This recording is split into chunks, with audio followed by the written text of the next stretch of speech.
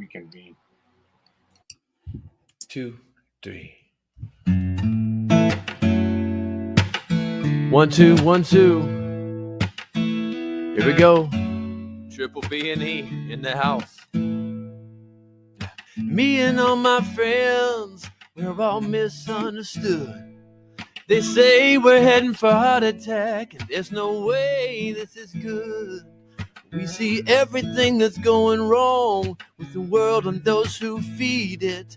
So we grease our favorite frying pan to rise above and beat it. So we keep making beef, butter, bacon, and eggs. We keep on making beef, butter, bacon, and eggs. Omelets in the morning, ribeyes later on. We keep on making beef, butter, bacon, and eggs. Now, if we had the power to change our neighbors overnight, they'd be burning fat like we do, living that ketogenic life.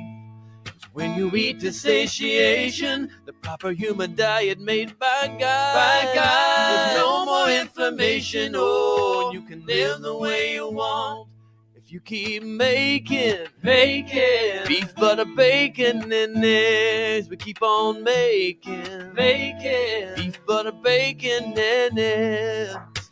Fasting in the morning, carnivore at 4, we keep on making.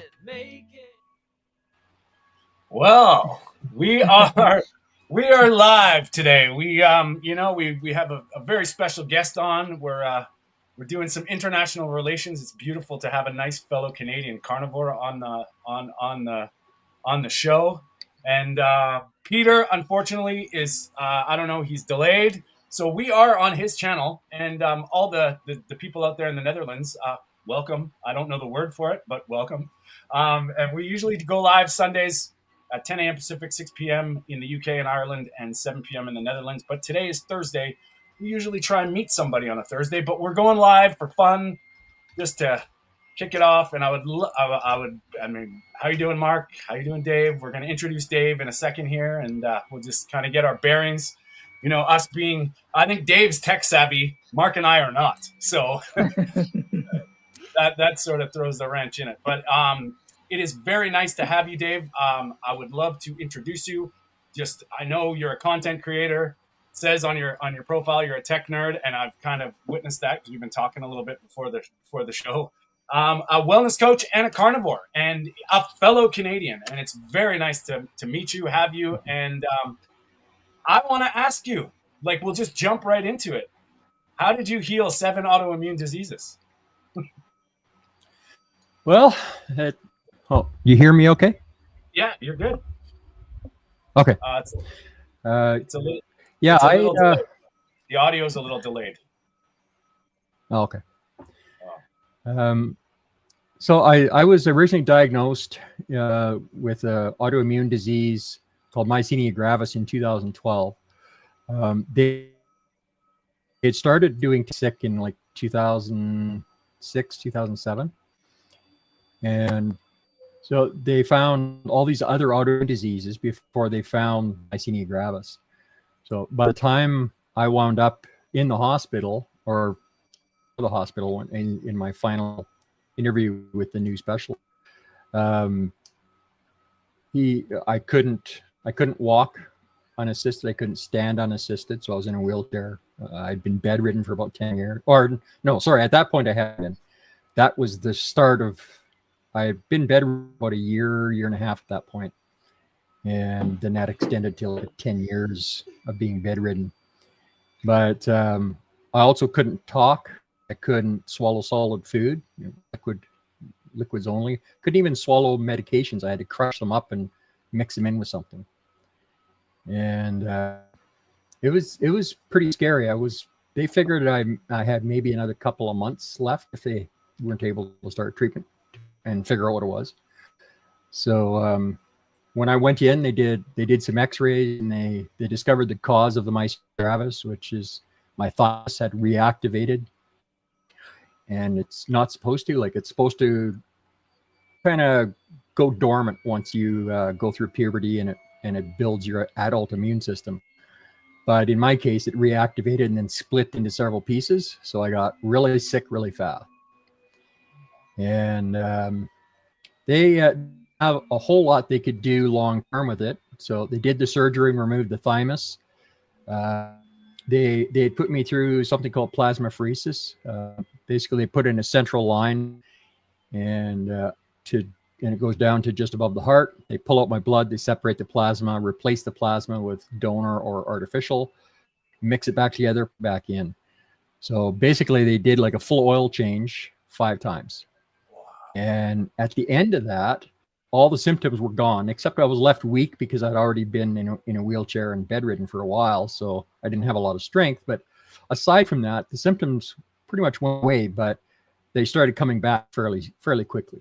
So 3 months later, they had to do another one. And then they put me immediately to surgery because I was then healthy enough. And they had me on all these medications at the time. By the time they were done assessing everything, I wound up being on a total of 19 medications.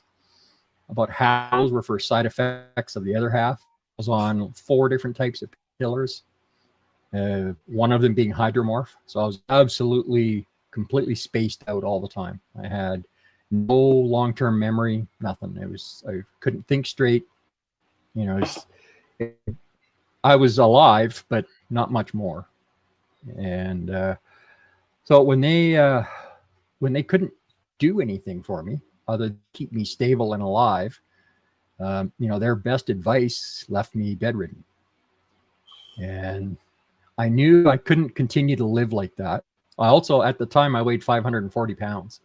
So when they did the surgery, they couldn't go in laparoscopically like they would normally do. They had to do a full open heart style procedure. And so there was a little bit of recovery time involved there. But once I reached a certain point and realized that they just weren't going to help me anymore, I knew I was going to have to help myself. And because of the choice, I knew I couldn't do that anymore. I just couldn't do it. I had enough. And I knew I had to do one of 2 things. Or I was going to take my life. That's the only choices I could see in the middle of this at the time.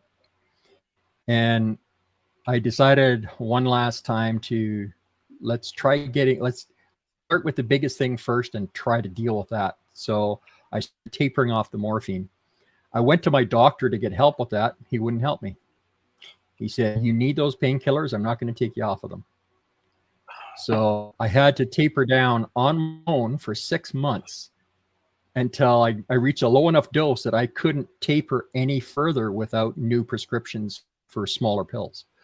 So I finally went back to him. I said, "Look, this is what I'm doing. This is where I'm at. This is what I need from you. You're my doctor. I want this." So he did. And another 3 months and I was completely off the morphine. And then I started getting off the other painkillers. Like I was on Nurka for peripheral neuropathy in my feet, and that causes suicidal allergies, or that's not the right word, but ideation. That's though that, I mean, that was part of the battle I was going through. You know, they were messing with my mental health, and which, I mean, I've already got bipolar, so I don't need something else messing with me, right? So getting off of that was the first thing. So once I got off the morphine, I could start to think a little more clearly and start to remember stuff. I started systematically getting off as many medications as I could and researching. So I did all kinds of things. I tried sound therapy, which is helpful. I still use it today, actually, as part of my nightly meditation. Something called binaural beats. So it pumps in 2 different frequencies, a different frequency into each ear. And that really helps me regain a lot of equilibrium by the time I wake up in the morning, especially if I've had a bad day for my Asperger's, because sometimes I can get on tilt when I get overwhelmed, and that helped a lot.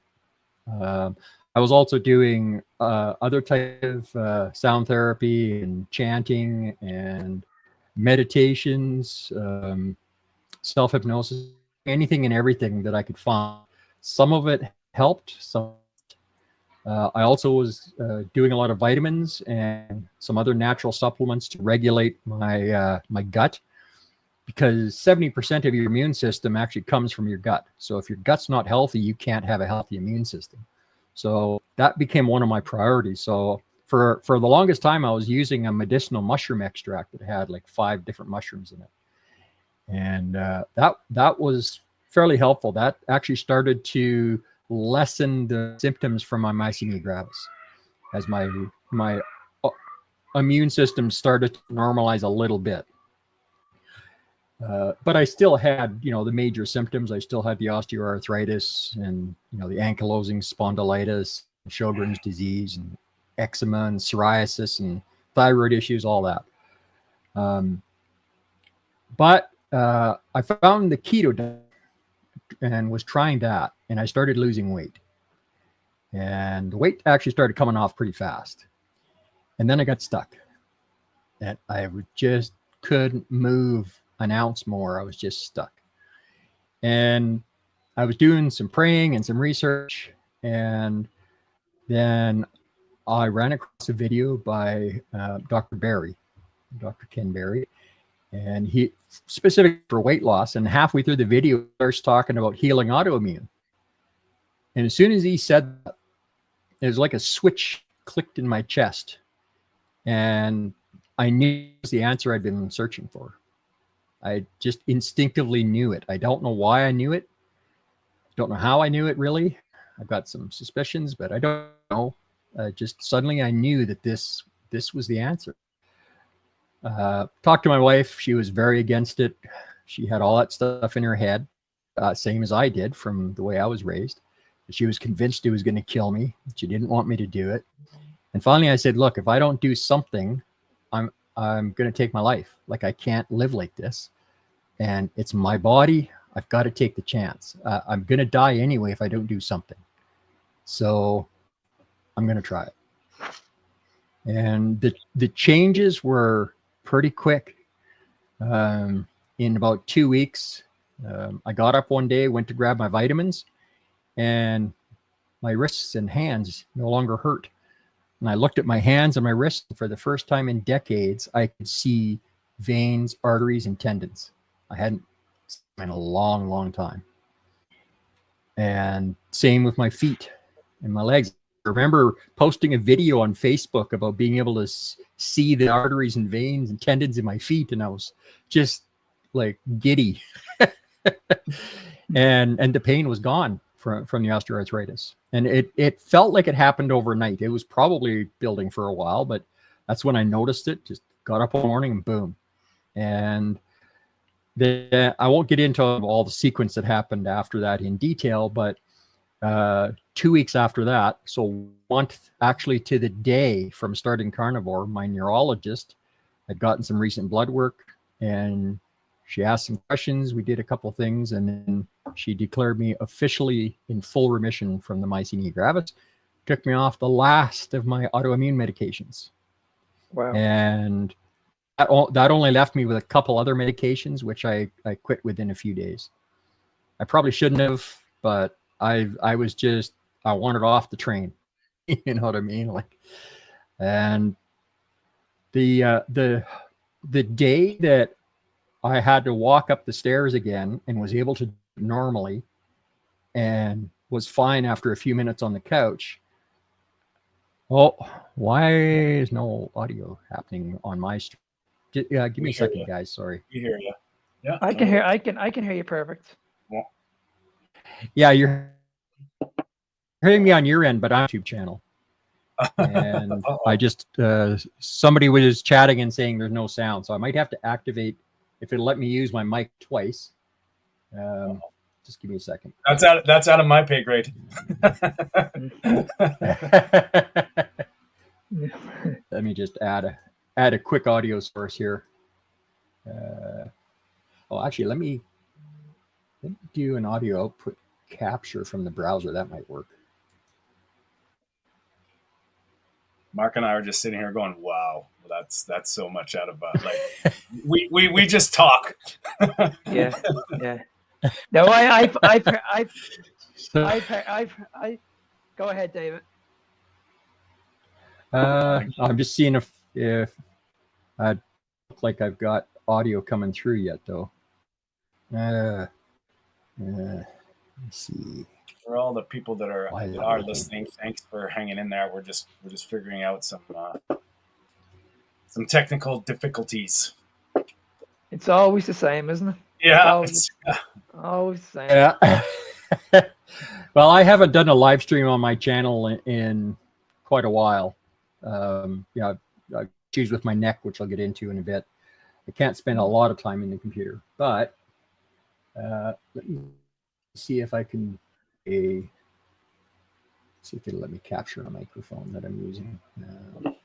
Usually it's your internet, Mark. What's going on? Irish Christine, best butter in the world, not nearly the internet, right? No. I think we have the worst internet in the world. Check. Okay. It's a little delayed. And okay, let me just check with the people in my chat and see. Yeah, man, go for it. That's the beautiful thing about us carnivores. We're all patient. Eh? There's nobody gonna give out to you here, David. Yeah, no worries. Okay, I'm just asking chat here. It's all part of the experience. I can't wait to hear the rest. I'm like, yeah. Okay, I haven't gotten a reply yet. I'm hoping that it's working. Not sure why this media source isn't working. You want me to see if I can go on yours? You want me to see if I can go offline and see and hear your live? Holy hop on my channel. Okay, 1 second. I'm gonna mute my mic. At Fuzzy. Yeah, it's at Fuzzy Road to Health. Just like it's spelled down below in white there, but all one word. So like that. So youtube.com/at Fuzzy Road to Health.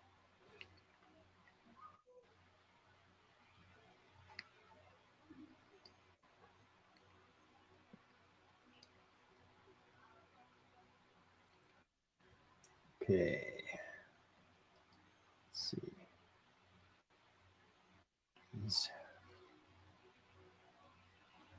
Okay. Oh, okay. That's what that is. That's live. You're live. Okay. Are you hearing your own voices or just mine? Yeah. No, I'm hearing. No, I hear you. Can you talk? Yeah. Yeah. Talking away. Yeah. But the question is, are you hearing your own voice or are you hearing Mark's voice? It's delayed. I'm using my local mic, but I don't. It all the voices are coming through though? No, I'm not. My voice is not as of now. Maybe testing. Oh. It's a. No, our voices aren't. Mark and I's voices aren't. Okay, let me see if I can solve that. Just give me a second. Let's do an audio output capture.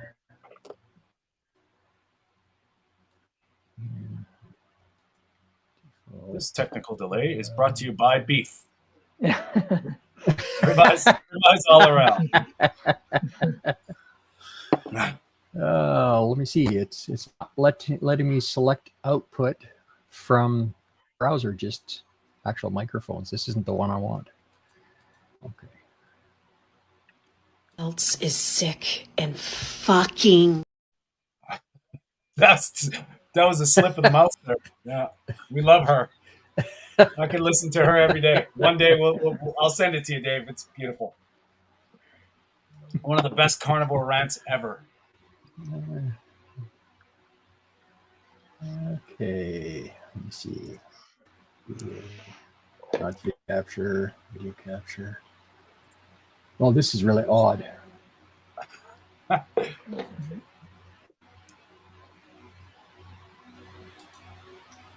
Yeah, I've got your channel, Dave, on my phone. If you need it, I'll just turn the volume up because I don't, the delay is gonna backlash. But whenever you let me know. Yeah, still trying to. Okay. Oh, I see. It's a bunch of them in here now. They're all arguing with each other. It's like building an IKEA furniture with multiple people, right? Like everybody, let me do my thing. Yeah. Yeah. Let's see. Let me check my Zoom capture here. Sorry for the folks that are maybe still on my channel. I'm gonna have to switch screens. It's gonna look funny. We got. Actually, no. Man. He's the man. He's laughing. Oh, here, I'll put it in studio mode. Then I can mess around without it messing with what you're seeing. Okay. Okay. So, yeah, it's grabbing. Yeah, it's not. Okay. Properties. Yeah. See, with Zoom, it just passes through the audio. I don't have an issue. I don't have this issue with Zoom. Yeah. So it might be like a deliberate thing that they're doing with StreamYard because they don't want people doing this.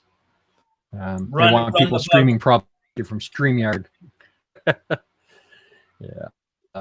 Yeah, this is unfortunate. Wait a second. Say, go ahead and say something.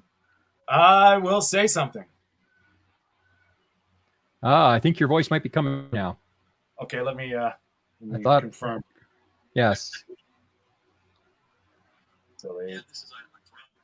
Yeah, we can hear it. We're good. Oh, okay. I didn't think I could solve it, but I accidentally fixed it. Yeah, that was a complete accident, folks. I'm good, but not that good. I've only been doing tech since 1981, so I should be able to do this stuff, right? That's good. At least it gives me hope. It gives me hope because when I have these freak out tech issues, it's like I don't know what to do. Start pressing buttons and magic happens. Yeah, I just got confirmation from other people on the stream that it's all awesome now. So cool. Amazing. So I can drop back out of studio mode. Okay. There we go. All right. So where were we?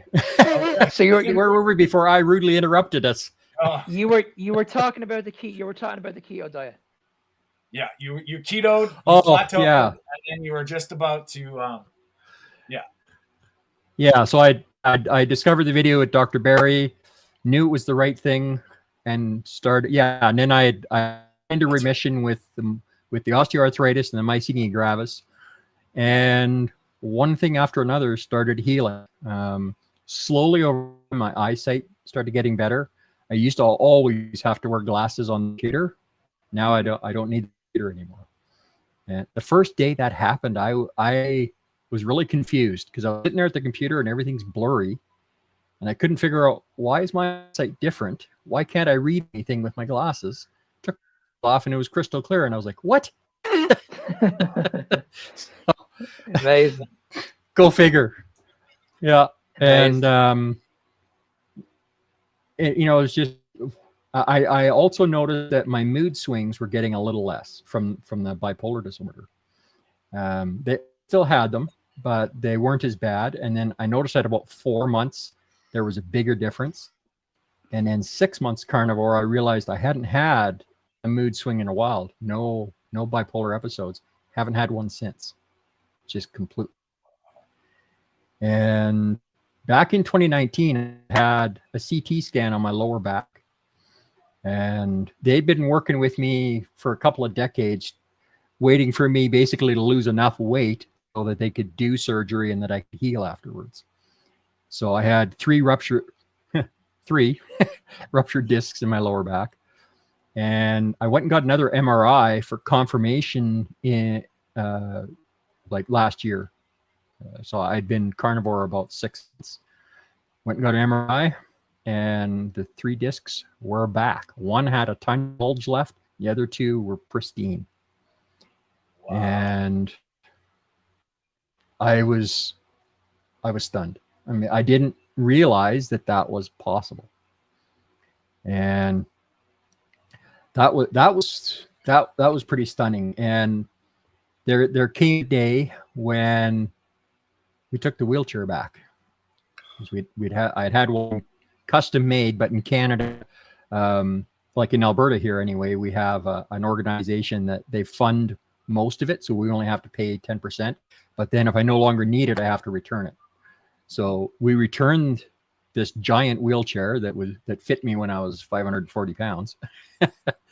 So we returned the wheelchair, and then we immediately put us on the list for getting a normal apartment, because we were in a wheelchair accessible place, right? So the day that we moved was over a year and a half ago. The day we moved into a regular apartment was huge. That signal of my life change. Dreams that I had long able. I was able to start working on the computer again, which was amazing.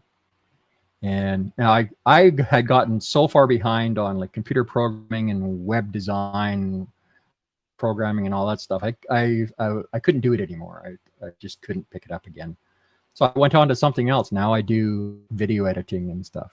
So I'm actually still on disability. The video editing I do on the side. I've got a few clients. I do some freelance work. Might have another one special after effects this. for the. So I got into that and kind of got back into tech that way. I first started tech tutorials because friends were calling me looking for help when they heard I was back in the game. I couldn't take them through it just naturally on the phone like I used to. So I made a video and showed them how to do it, and they liked it. So I started a YouTube channel. And then carnivore journey, I went, I should maybe take that knowledge and start another channel and follow this. So I did that, and then slowly started building stuff up. So I've got the YouTube channel. I've got a page and a group on Facebook and a website and all that stuff now. So just trying to be part of the solution for all these issues we're having in food, trying to be part of the solution. No doubt. Well, we had a little chat before this. It was definitely, it's nice to see. Yeah, it's I mean, I've gone through a lot, and I get some people tell me, "Oh, you must be so strong," and I'm like, no, not really. It's not like I had a choice. I mean, it was happening to me. I had to live through it. It's not like I had any choice. It's not like I'm strong or special. I had to go through this stuff. I had to learn the lessons. And now I've got more knowledge and more empathy, and I'm in a position where, maybe I can help somebody here and there. So, wow. Well, why not? Let's do that. Like this story, and as much as it's powerful, I'm not surprised, to be honest. Like, I'm not, because all these stories, the body's ability to heal when you just take that step, and then, however you find the carnivore diet, we can argue if, it's, I think a proper human diet is the thing, you might have to battle with, but we can't, all three of us. I mean, obviously it's clear, we've seen things happen, and I've been told the same thing. Oh, it's you're genetically gifted. And it's like, I just magically became genetically gifted at 45 years old. Like, what happened in my 30s? Like, what was going on? And we hear it over and over again. Instead of listening to your story, Dave, people try and make it a one-off, or try and make it, it's luck or you. And how do you feel about that? Because I'm sure you get some. Yeah, I certainly get a lot of that. A lot of pushback. People trying to save me because I'm going to kill myself with a heart attack in 6 months. That kind of nonsense. Like almost 2.5 years ago now. But sure, okay. I'm in the best health I've been in 30 years. But yeah, I'm worried about a heart attack. Sure, okay. And what? Can I ask a question, David? What did the doctors think when they seen you a couple of months later? Like, what was the feedback? Well, it was interesting. My family doctor, he immediately was trying to save me. He's like, I just switched doctors. The old doctor that I had that wouldn't take me off the morphine, he closed his practice and started working exclusively in the ER. So transferred to another doctor. And so this other doctor, he hadn't seen me when I was 540 pounds. He had seen me when I was maybe about 380, somewhere in there. I think that's about when I started seeing him. And, you know, I was trying to tell him, you know, the change that had been happening and that kind of a thing. And he was like, oh no, we got to get you on some statins, and you got to get off all that meat and fat. You know, it's going to give you a heart attack. You're going to die of a stroke in 6 months. And I'm like, yeah, somehow I don't buy that. You know, I've got all these changes. You know, I used to be bedridden. Now I'm walking, and you're telling me that I'm dead in health. I don't think so. And, you know, it got a little tense with me and my doctor there for a while, because, you know, he was finding all the medical issues that still hadn't healed yet and wanted to put me on medication. I'm like, no, I'm going to try something else. You know, I'm a big researcher. I'm going to see what else I can find. So, you know, a couple months later, I go back to see him, and whatever that issue was, I had figured out how to heal it. And he started to realize I might actually not need as much of his help as he thought. And when I finally solved my thyroid issue with natural mineral supplements instead of his drugs, I think I almost broke him. But, you know, one of the things that really opened my eyes about medicine here in at least Alberta, anyway, but probably Canada as well. Yeah. You know, I actually brought him in some research. The newest research that was debunking all nonsense about eating fat causing heart issues and plaque buildup and that. I stuck it on his desk. I said, it's a research that I'm basing my life on, and why don't you take a look at it? He picked it up, tossed it in the garbage. He said, I'm not allowed to.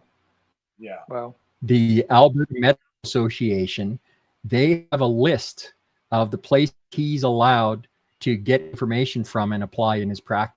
If he goes anywhere else, he can lose his license. That's incredible, isn't it? That's the insanity of our medical system. Oh yeah, it's absolutely nuts. The insanity in our medical system. Uh-oh, we're getting a little delayed. Anyway, so I've never said this. I lived with 2 doctors during the pandemic. We fought the whole time. That was exactly so, what they said. That was exactly what they said. We can't use it. And so that's a Canadian thing. Welcome to Canada, boys. Yeah. Well, and Tony and I were discussing before the Zoom that here in Canada, they actually sneakily pushed through a law around pandemics. So the next time there's a pandemic, they've got a law in place to outlaw meat production in Canada-wide. Trying to have processing meat will be illegal.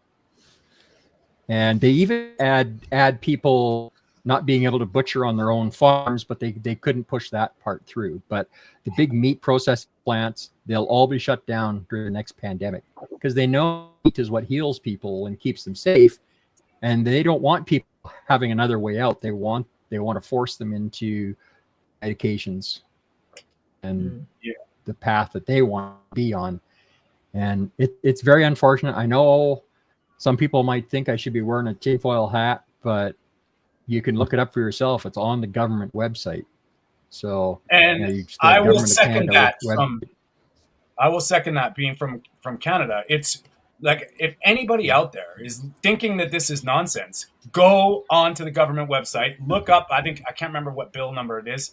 It's right there in black and white. And I think I don't know if it's got royal assent yet, but how our parliamentary system goes, this is what their plan is. It's obvious. And like Dave and I were talking earlier, it's hidden. This is the agenda. And, you know, it's, in my opinion, they don't want us eating meat because, like you, I agree with you. It's because they know how powerful it is. And I'm sorry, you want to talk conspiracies? I don't care. It's clear because we hear stories like yours, Dave, and your experience. Why aren't we looking to you for guidance? Why aren't we just instead of just trying to prove you wrong, let's listen to how right you are.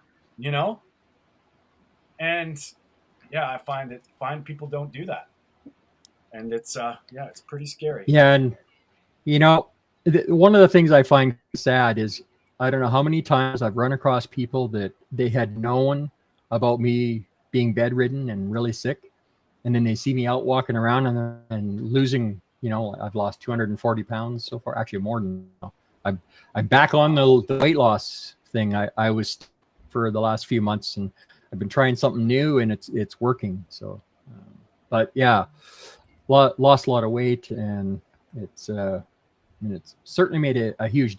People notice, and then they're like, "Well, geez, I've got all these problems. How did you fix this?" And then I tell them, and then they're like, "Oh, I can't give that up. I can't give up bread. I can't give up vegetables." And then they start trying to tell me how much you need vegetables and all this. Hey, I'm just telling you what I did, what's working for me and hundreds of thousands of other people around the world. But it's up to you what you want to do. Maybe when you get sick enough, you'll come up to me again. You know what? I call it bread face. People say stop eating bread, and they look at you like it's not the bread. Like there's no way. I'm like, you think you're eating bread when you buy that packaged stuff that's like it's bread face. They just look like I have IBS. Stop eating bread. Yeah. It's like what? Yeah. It's nuts, the stuff that they put as food. I mean, it hasn't been bread for decades. What we're eating is basically an edible oil product because seed oils, when they're heated, turn into a long chain polymer. So you're basically eating plastic. And you've also got all the other chemicals that they're putting in food and all the additives. And they like to put in things like methyl cellulose in bread. Yeah. They put that crap in everything. Yeah. That's exactly what it is. Yep. Yeah. And that stuff, I mean, I discovered about the time I went keto, at the same time I discovered that I could gluten. Yeah. So I was already getting off bread, and that was helpful. But it wasn't until I gave up the last of the plants and the last of the soda. It wasn't until I gave that up that things really started to heal. Yeah. And the bottom line is if you're sick enough and you've got a motivation, you just might be willing to try something that Maine considers radical. And there is actually a ton of new research out there that debunks the old paradigm.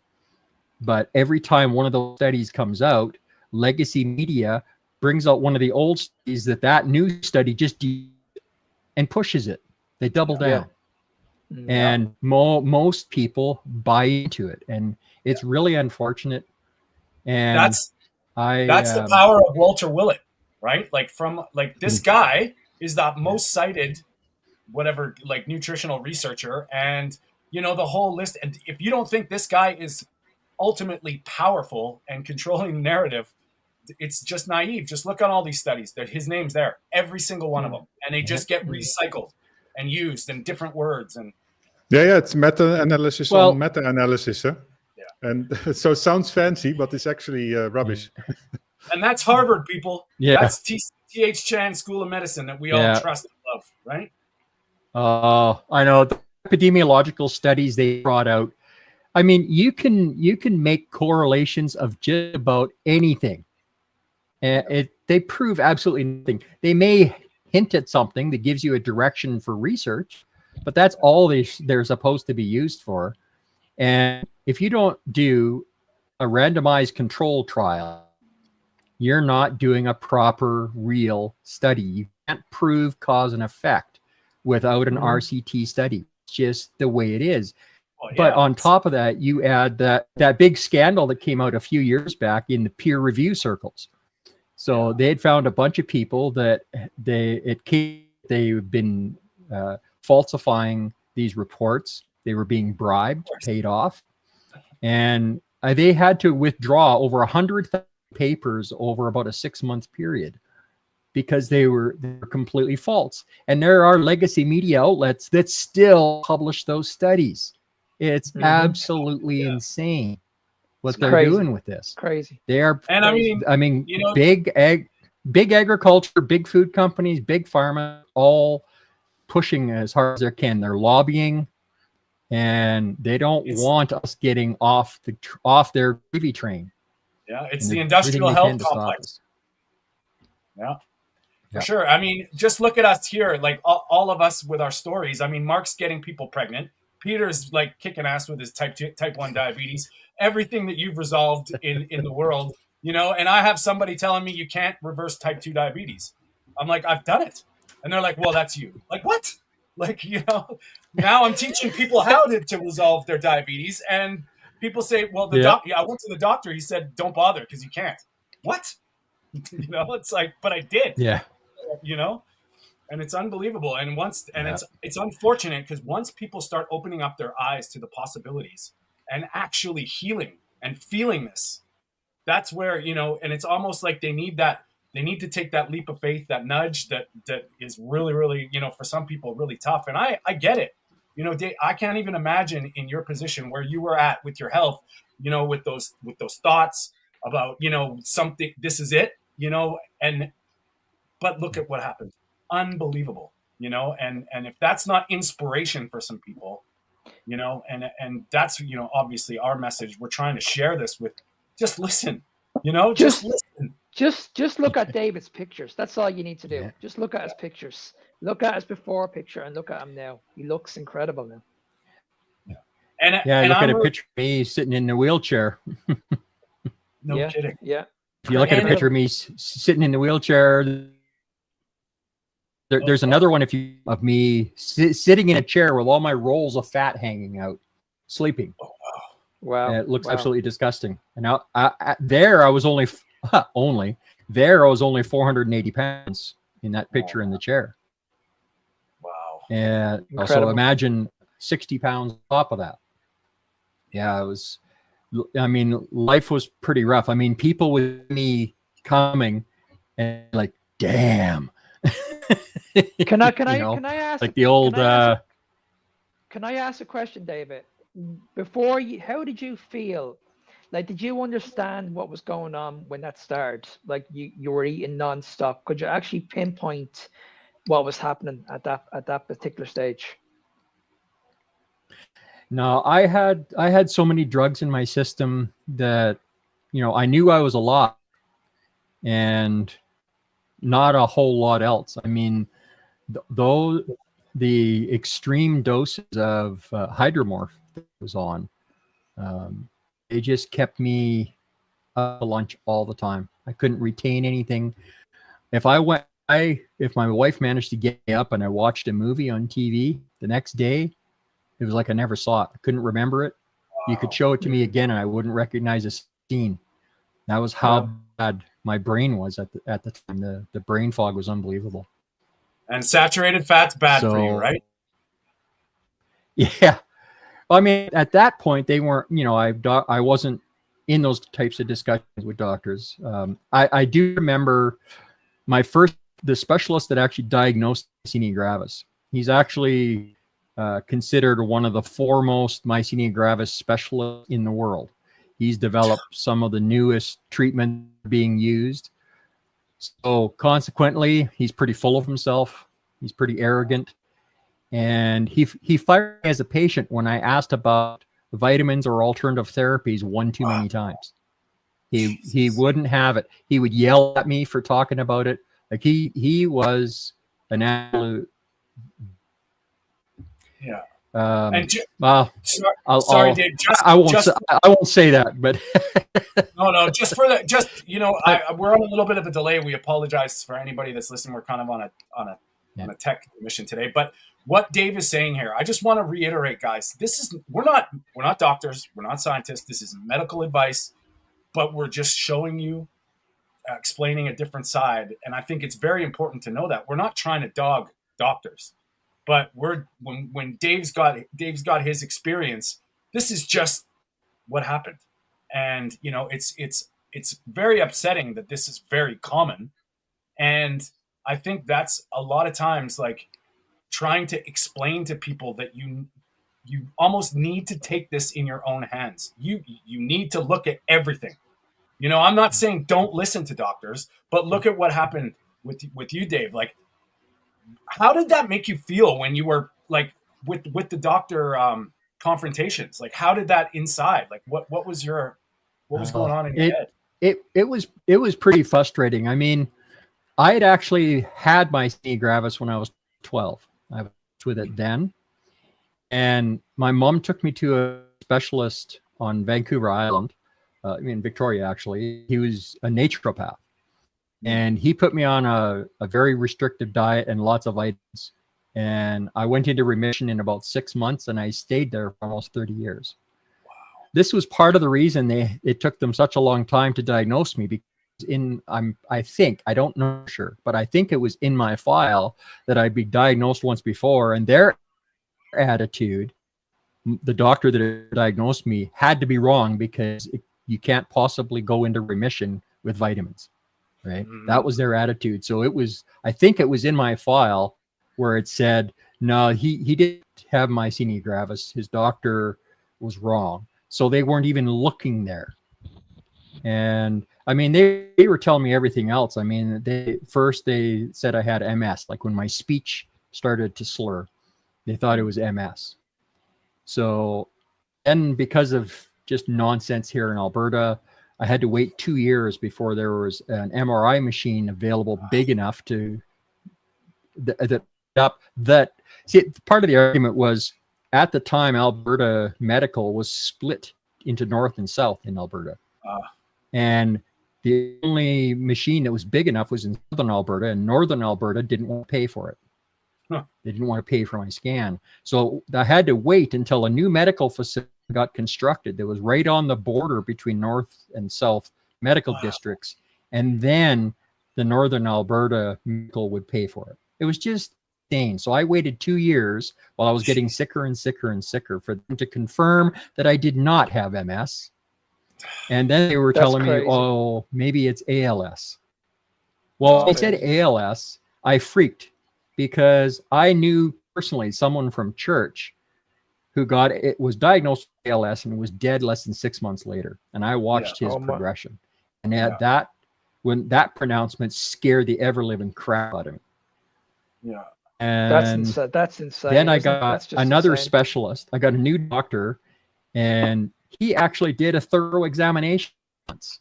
He spent 2 hours with me going through my medical history, talking about stuff, doing tests, doing questionnaires, all this stuff. He actually did a proper medical panel on me for the first time in how many years that I've been going through this. And that's when he referred me to this myasthenia specialist, and then he confirmed it. Now, that specialist that fired me as a patient, he didn't know it at the time. He did the biggest favor he could have done for me, because the new one that I got, the new neurologist that he sent me to, was one of his proteges, but she had a background in Oriental medicine from her family. Okay, so it's more open. It's not like she practiced or anything, you know, she didn't do anything like that, but she was more open. She knew that Western medicine doesn't have all the answers. Yeah, no doubt. Yeah. I'm a big fan of traditional Chinese medicine. I hear you. Yeah. Oh, me too. I mean, and she was very open with me, and she let me try stuff. You know, I'd say, okay, this is what I'm going to do. What tests could you do to see if it's working? And then she would order the test. And then when I thought I was ready, I would go and test, right? So she was very good that way. And she made sure that I always felt comfortable having her check stuff out before I decided to do something. The only time I didn't do that was when I went carnivore, because everything happened so fast. I made the decisions so quick, and it takes so long to get in to see her And when she saw that I was in full remission at 1 month, I could hear it in her voice on the phone. She was stunned. Wow. And then she's like, how did this happen? And then I told her, and she says, you know, I'm supposed to say that that's dangerous, but I can't. And it's keep doing what you're doing. Talk to you later. Yeah. And then she wrote a letter because I wasn't going to be able to have surgery unless I could prove that my myasthenia gravis was better for my family doctor and surgeons and everything, saying yes, he's in remission. Myasthenia gravis is no longer a factor. David, I was listening to your story, and so impressive changes and big weight loss, and I heard you talking about being on keto and that you ended up at the weight loss stall. But I was wondering if you would explain to people, why did you have to go carnivore, and why was keto not enough? What was the reason why carnivore was that last step that solved all the issues? Well, I you know, as on keto, still eating some plants. I was actually eating a fair amount of plants, to be honest. And I was still doing something I shouldn't have been, which was drinking my sodas. I loved my soda. I used to have a lot of issues with what's the word? Nausea. I used to have a lot of issues with nausea from medication. So I got in the habit of drinking ginger ale because it would settle my stomach. And then that became an addiction. And yeah, before I started keto, I was drinking, 6 or 7 cans of soda a day. Held myself to 1 or 2 cans a day, but I was still drinking it. That was probably a factor. Now, I did quit the soda about 2 months, the last 2 months of keto. I did quit the soda. And I did lose a little bit more weight when I did that. But then it stopped again, and I wasn't healing any further. I mean, yeah, I was feeling a little bit better because of some of the other stuff I was doing, but I still had the main myasthenia gravis symptoms. And it wasn't until I went full carb that everything started to heal. And it was fast. Now, has everything been sunshine and rainbows? Absolutely not. Yeah. I've still got issues. I've got this issue in my neck. I mentioned it earlier. If it was the ankylosing spondylitis or the Sjogren's disease, but one of them, bone spur to migrate down into my disc, so between C6 and C7, and it pinches nerves in my hand, in my right hand here. So if I'm actually working on the computer using the mouse and keyboard and stuff, I have a time limit of an hour before I can't click buttons on the mouse anymore. So what everything is healed. There are some things that we mentioned. So I've actually got a final CT scan in just a few days, and then they'll determine when I get my surgery after that. Okay. What did, when you say you went carnivore, what did your diet look like when you made the switch? The first 2 days I was carnivore. I was finishing up the avocados that I had. I did eat the first 2 days. Other than that, it was mostly ground beef. It's cheap. And we hadn't figured out the thing about that carnivore is cheaper than regular groceries once you get into it. We didn't know that. So a lot of hamburger the first couple of months. Yeah. And then we were able to start picking up other things, chicken, fish, and that kind of thing. So, and it slowly built up over time as we learned how to shop, and we're buying, we stopped buying all these sauces and condiments and all this stuff. The grill bills actually got smaller as long as we're trying to eat ribeyes all the time. Right? Yeah, that's it. Probably 80% of the time I eat ground beef. You know, I get them done up in 1.5 to 2 pound packages. I make a single patty. I stick it in the air fryer oil. I've got like a big giant, it's like a Ninja XL Pro. Yeah, I think I have the same one. Capacity. Yeah, it's wonderful. So I stick it in there on broil. It makes it taste much better. Just regular air fry, and flip it once, and I've got a big giant burger. I throw half a stick of butter pretty much on it, like about 2 ounces of butter on it. So one meal usually adds up to just over 4,000 calories, and I lose weight with that.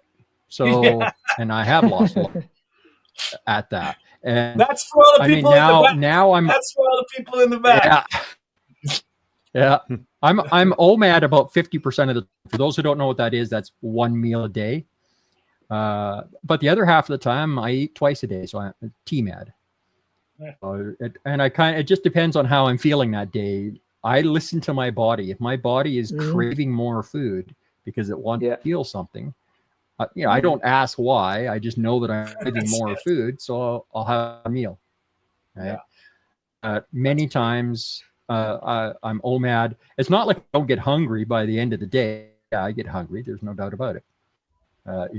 There's some people that seem to be able to go all day without being hungry. When I first started carnivore, it was like that for me. Probably the first 3 months, I was OMAD and I was never hungry. Sometimes I'd force myself to eat. Matter of fact, when I first started, I was having trouble with that. I would sit down with a plate and I would get nauseous and want to throw up. And I got taught a trick. So somebody on groups, I had posted about it, and they said, well, try this. So what I did is I let the meal cool to room temperature and then ate it. And slowly over a period of a couple of weeks, I ate it slightly warmer until it was finally off the stove again. And that worked. When it was the fat didn't bother me, I could eat it. And I just slowly, and as I became fat adapted, I started to crave the fat. Yeah. Sorry, Mark, you had something? Yeah, I noticed that as well. When I did my bodybuilding competition 2 years ago, I used to eat my food cold, and it made a massive difference, huge difference. And someone actually said it to me in the Facebook group and said, "Okay, if you're struggling with your hunger and your body fat is too low, then try eating it cold." And it was incredible. It was incredible. Like it switched it off straight away. I was eating about 4 or 5 bites, and then that was it. Then I was done. I couldn't eat anymore. Interesting. Well, you know what I find too is when I eat raw, I eat less because I eat raw stuff sometimes, and I find if I eat raw liver, it like an ounce or two of raw liver, and I'm not like everything about me wanting to eat after that is done. It's weird. It's really weird. And if I eat a raw steak or steak tartare with raw eggs, it's way less than I normally do, which is kind of that's interesting. Yeah. For those of you in the back, the nutrient density of regular food is incredible, and you compare that to the nutrient density in plants. I mean, we can only absorb around 4% is bioavailable to us, and the rest we can't process. And then deficits that we create in our body and our nutritional balance by eating those plants is what does the damage.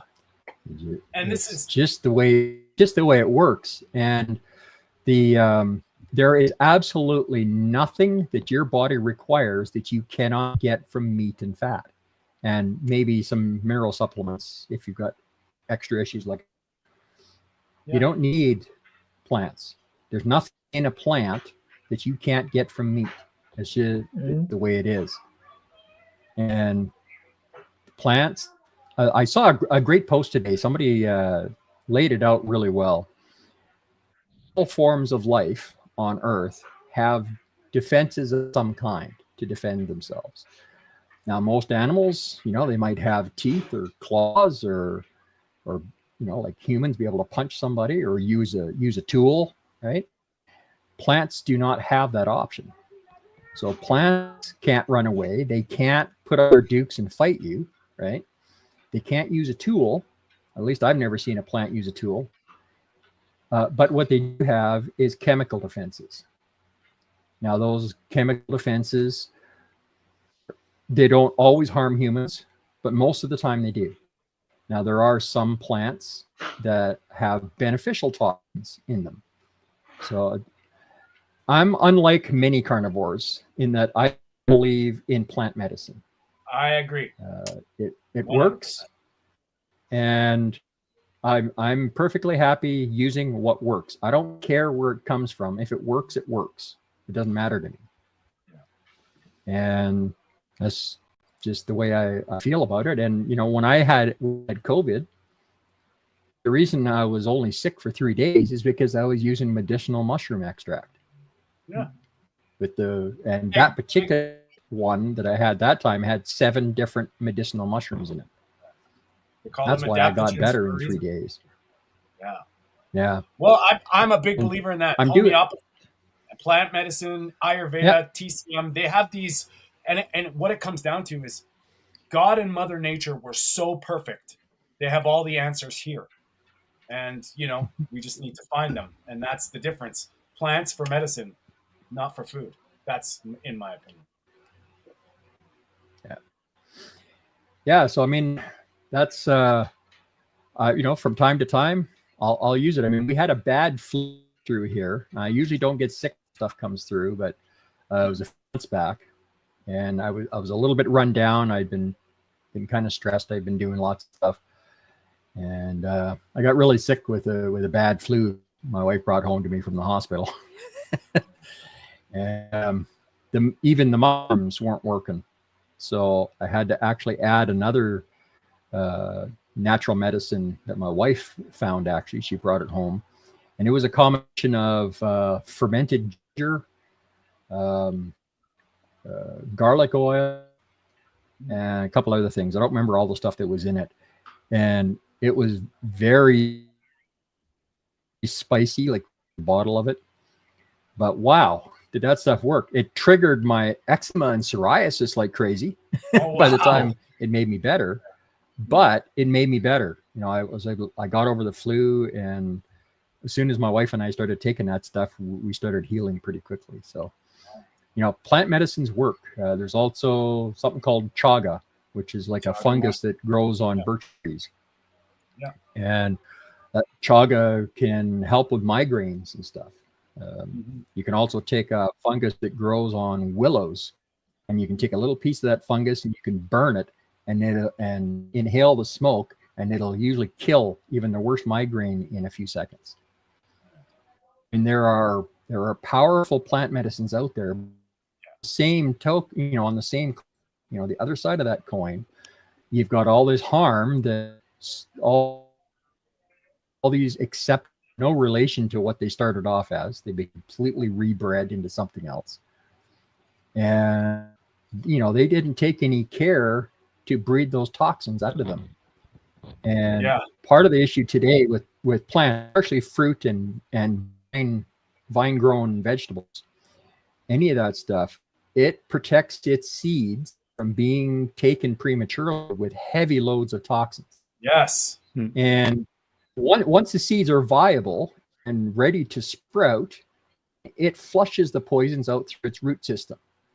If you pick that vegetable or fruit before that process, when you pick it green, you leave all those toxins in there,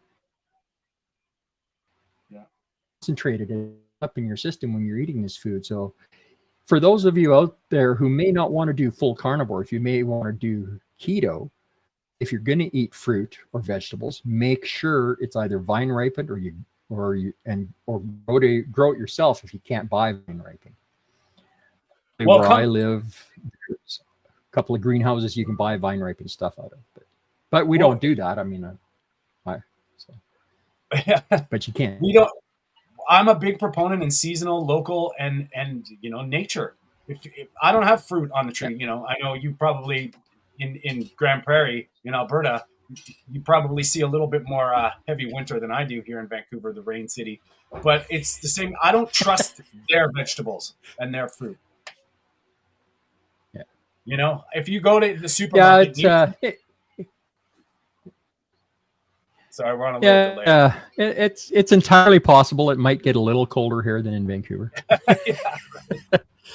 I think last winter we had, I think, about a week of -5. Yeah. So yeah, it was a little chilly. For all the international people, David lives in real Canada. Vancouver is the rainy offshoot of like moderate climate. It doesn't get nearly as cold here, so just that's why we're having a little laugh. Yeah, I live in, so yeah, like right now, I live far enough north that it starts getting daylight here now. Like this morning, you started being able to see light in the sky a 4:45 a.m. Wow. And it doesn't get dark until about 10:30 right now. By the time the summer is at its height, like June 21st, it'll start light at about 4 in the morning, and it won't get dark until midnight. Nice. So wow. That gives you an idea of how far north I live. Yeah, I'm a little bit a wee further south and coastal, right? So David, what's your diet like now? Like how are you eating? What are your how are you navigating it now? Like the evolution of your carnivore diet? Well, I'm still pretty typical. I mean, I have more steak and that available now because I've learned how to up and buy primal cuts and then cut up my own steaks and roasts and stuff out of them. So I do that. I went and got a big giant breaker knife. So it's like a 13-inch Victorinox giant butcher knife. I've got like a whole bunch of knives now. I've been collecting knives from all around the world almost. So I've got some pretty cool utensils. But I probably eat about 7% of the time it's just ground beef. Still, it's easy. That sounds it's pretty cheap, proportionate to the animal, right? Yeah, and rest is kind of split evenly between steak, roasts, maybe a whole chicken. I love to spatchcock a chicken and roast it in the air fryer and get it all nice and crispy. So I'll baste it in butter beforehand when it's chilled, fresh out of the fridge. Create butter shell so you can put in whatever fancy salts and stuff you want, and it just soaks into the meat as it cooks. Oh, wonderful. And sorry, sometimes I get excited about food. Oh, you can see all of us are starting to smile. We're like, oh, that's really good. And does your wife one of the interesting things I noticed. Sorry, I was wondering if your wife joins with you with carnivore. I remember you saying that she was a bit skeptical in the beginning. She's tried it. She can't do it. She also doesn't have a. Not that that's a barrier. If you do it right, you can be carnivore perfectly fine with a gallbladder. Because the gallbladder, it only stores bile; it doesn't produce it. The liver produces it. So you just have to make your liver readjust. I think that might be a play. But yeah, she can't. Gallbladder removals. Take it out, and then they say you can't eat fat. It's like, no. Yeah. Yeah, it just doesn't work that way. So, I mean, she does eat a lot of times she'll eat what I cook, but, she does a little cat sitting. So, she'll go out and she'll still have a regular burger at McDonald's or something. It's unfortunate. She can't seem to give it up. My daughter's the same way. She's been trying to go keto and she's struggling getting up the sugar. She's so addicted to sugar. She's wanted to try carnivore a couple times, because she's starting to see that she might wind up with some of the same health issues I had, genetics and all that. So she's more susceptible to certain things. So she's been struggling, and I'm trying to help her through it the best I can. And she's got to consider too. She's got a husband and 3 kids, so you can't. It's a little more difficult for them, and they would all have to go carnivore to really make it work. And my son-in-law, I've talked to him about carnivore for his diabetes. He's type 1 diabetic, and he doesn't believe it's possible to do anything with it. And I tried to tell him, it will heal type 2 diabetes completely. Type 1 diabetes, you could be a lot more Yeah. stable, use a lot less medication. And Tony can verify that. He works with me patients tell you, all the it's- time. He's the type 1 diabetic right there. He's type 1. I was type 2. Yeah. But I have never seen a type 1 diabetic on a carbohydrate-based diet that is able to have an A1C below, say, 5.1 or 5.2 and time in range of 90 to 100%. That's just, I haven't seen it. They're usually up between 8 and 10 but... for an A1C. Yeah. And he wasn't having it. He said, not interested in eating a bunch of meat. I know it can't help. So, well, what can I say to that? Not a darn thing. Or he should go keto at least. That can work as well. A lot of diabetics don't realize that there's hope. They get so brainwashed by the information they're. I mean, the what is it? The American. The ADA. Yeah. Diabetes Association. So the American Diabetic Association or whatever. They are so corrupt. They are funded by food corporations. They actually had a person in charge that was keto and was promoting it, and the board immediately fired her. Of course. They're not interested in giving you real information. They give you a bunch of garbage information. They're telling you to eat carbs and, balanced carb heavy meals are for diabetics apparently, which is complete garbage. They should be sued. It's criminal what they're trying to tell people with this nonsense. Well, absolutely. How do you feel, Dave, about Casey Means in America? The new Surgeon General. I'm not familiar with the name. Okay. Well, she's kind of against processed food, and we're going to see how long. I mean, she could be our savior, or she could be I don't know. I think she's going to get ousted, or something's going to happen because they don't want you to know this stuff. Yeah, I think she's not going to last. I think they're going to find a way of getting rid of her. Yeah.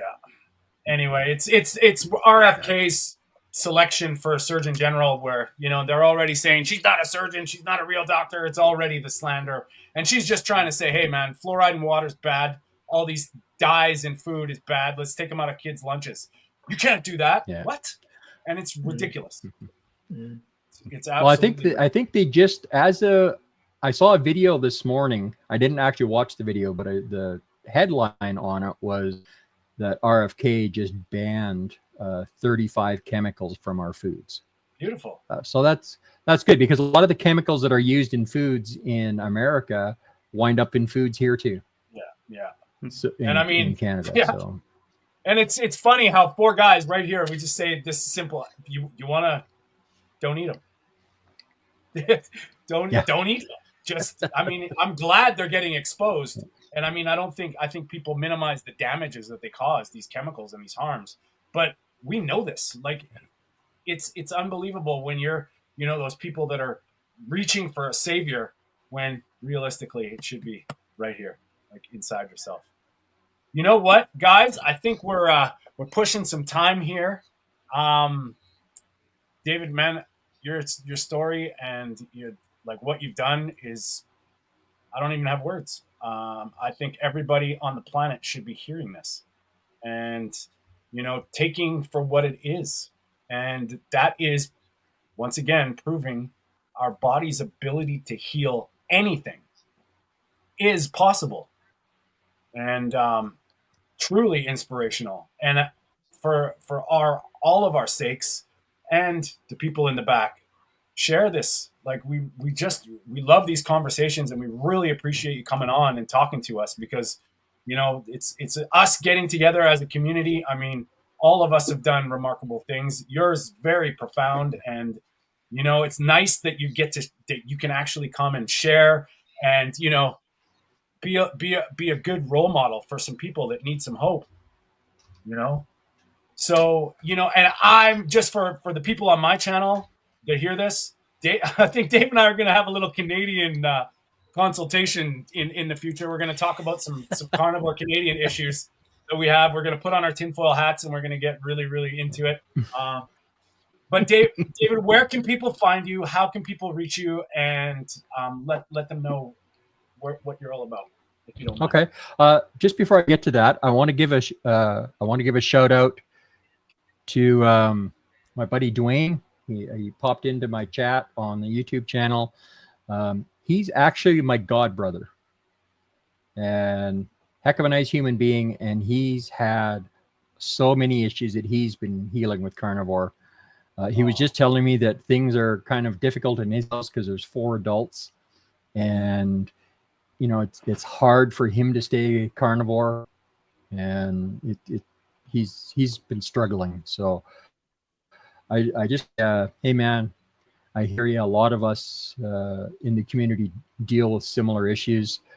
There may come a point where you just have to sit them down and say, look, it's my health that's at stake here, and I need you guys to help me out. And not bring a lot of this food into the house that is difficult for me to leave alone. Exactly. It can be a difficult conversation. I mean, I had to have a similar conversation with my own wife, and I had to say, look, you know, if you're going to be eating this other stuff, try not to bring all of it. You know, bring stuff home once in a while, but you know, try to keep it away from the house as much as you can, because if it happens to catch me in the moment, you know, it could be a problem. Yeah. You know, I had a bout with dairy. I got into dairy there for a while. I was missing some of the old foods, so I wanted to learn how to make carnivore sauces and, you know, all this fancy stuff, right? Carnivore cheesecake and chaffles and all this nonsense, right? Well, it darn near blew up my program. I started craving sugar. I found myself drinking big mugs of honey lemon tea, and I was just off the rails with addiction. And I was like, okay, oh, this isn't going to work. So I had to cut out the dairy again. So I mean, there are all kinds of things that we watch out for as carnivore. Some carnivores can get away with dairy, others can't. Oh, what the heck's his name now? I was watching a video this morning. Oh, his name escapes me. He's the carnivore guy that does podcasts from Japan. Oh, Dave Mack. He's done like 12. Yeah, Dave Mack. Yeah. So yeah, he did a video announcing that he's officially given up cheese. That used to be one of his main food groups, was cheese on his meat. He stopped doing it. He noticed a big difference within a few days. For sure. And now he's never going to touch it again. So, you know, some people can get away with it, others can't. And I'm one of them that absolutely cannot. You know, I can use butter, but nothing else. I mean, people need to understand that milk is full of lactose. Lactose breaks down into a sugar. And milk also contains casein. Now, casein is an opioid-like substance that is addictive. Now, in nature, that's meant to make the calf addicted to drink more milk and grow faster. It does the same to humans, right? It affects us the same way. It hits the same addiction center of the brain. So dairy can be extremely addictive. Between the sugar and the casein, you can get addicted real easy, and then you get caught in a cycle. It's happened to me. It's like carb creep. It's dairy creep for me. I drink a little milk. Ooh, that was good.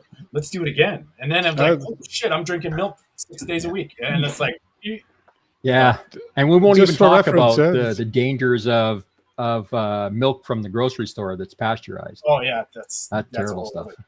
So people should realize that if you drink half a liter of milk, you are already above the ketogenic limit. So that contains 20 to 30 grams of carbohydrates, and they are fast carbohydrates. I can see it on my glucose monitor. It goes up like within 20 minutes, and then a little bit later you'll get another spike. But yeah, that's highly addictive for the casein and also for the insulin peaks. Well, that's something that we'll have Dave back to talk about. We could go for days about dairy for sure. Yeah, that'd be cool. Sure. If you want to learn more about this stuff, you can check out some of my stuff. I cover some of this stuff on my channels. Probably the best place to find me is, you see how I've spelt my name on the little white box under my name there, that title, so Fuzzy Road to Health. If you just take out the spaces and go fuzzyroadtohealth.com or www.fuzzyroadtohealth.com. I got an issue on my server that I got to fix. You have to have the www, or it gives you a weird warning and won't display the page. So, but yeah, go to that website, and there's all kinds of information in there. There's information about my story, nutrition information, natural remedy information. If you go to the contact page, then you'll find links to my YouTube channel and my Facebook stuff. And I think there's actually links there for my Instagram too. And we'll post all your stuff. I'll talk to you after, and we'll get all your stuff on the description, because for all the people that weren't live, this stream is going to be, I'm going to push this to every single plant eater on the planet. That's what's going to happen. If you think the broccoli is good, we have a problem with it. Peter, any last words? Any last comments or anything you want to add? We can't hear you. I just want everybody to realize that this is happening. I mean, these are stories of us four guys, but there are lots of more stories on our channels. Yeah, Dave Mack we talked about. And these things, yeah, they changed our lives. And yeah, don't be scared about all the things that you hear in mainstream media and things also that you read in science. I mean, be critical and yeah, listen to these stories and ask questions about how can this happen while we hear all these other science, so-called scientific information about nutrition and health.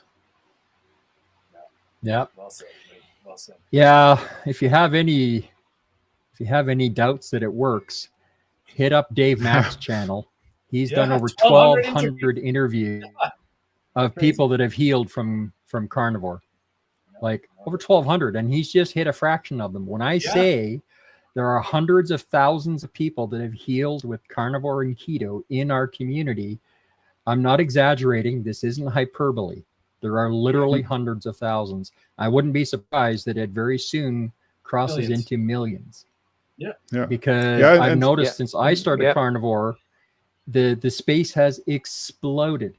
Oh yeah, it's absolutely the growth exponential right now.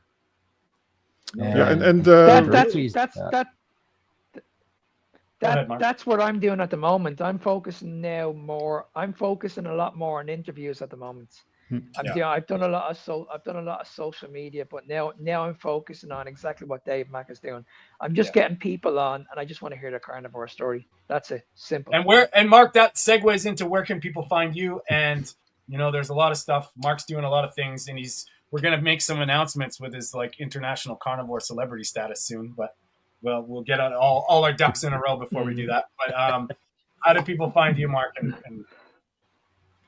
any last things?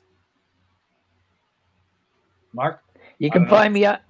No, I just it's incredible, David. I can hear. Can you hear me? Yeah. Yeah, can you hear me now? Yeah. Still. Okay, Dave. I just want to say thanks very much for coming on. It's been a pleasure. I've heard your story a few times. Your story inspires me. I'll be in touch with you very, very soon. And if people want to reach out to me, you can reach out to me at FitnessBeyondTime01. I'm on social media on Instagram and TikTok. And if you guys want to send me an email, you can send me an email at ennismark93@gmail.com. Well said, brother. And I would implore you to check out Mark's Carnivore Evolution podcast on Apple, Spotify. Subscribe to his YouTube channel. We will get this all organized and multi-platform soon. We're just in the middle of taking it to the next level, and we do appreciate everybody's support. Please subscribe, and share this. All of our stuff. We're going to put Dave's stuff in the description for the replay. And we are live. We are the meat of the matter. We're live Sundays at 10 a.m. Pacific, 6 p.m. in the UK and Ireland, 7 p.m. in the Netherlands and most of continental Europe. Everybody, stop doing the bread face. Start eating meat and fat, and come see us. And if you need to find me, you can find me all obviously on Food for Thought, Tony _Food for Thought on social media, or check my website out at TonyStewartCoaching.com. These guys matter. You matter. And we appreciate everybody showing up. Lambs, shout out to you, buddy. Thank you very much for supporting. I know it's a weird impromptu Thursday. We will see you Sunday for sure. And we will talk to David, and appreciate it, David. Thank you so much for sharing your time and your story. We really appreciate it. And if you want to just hang on, It was we'll a pleasure, end the stream. my friends. Awesome. All right.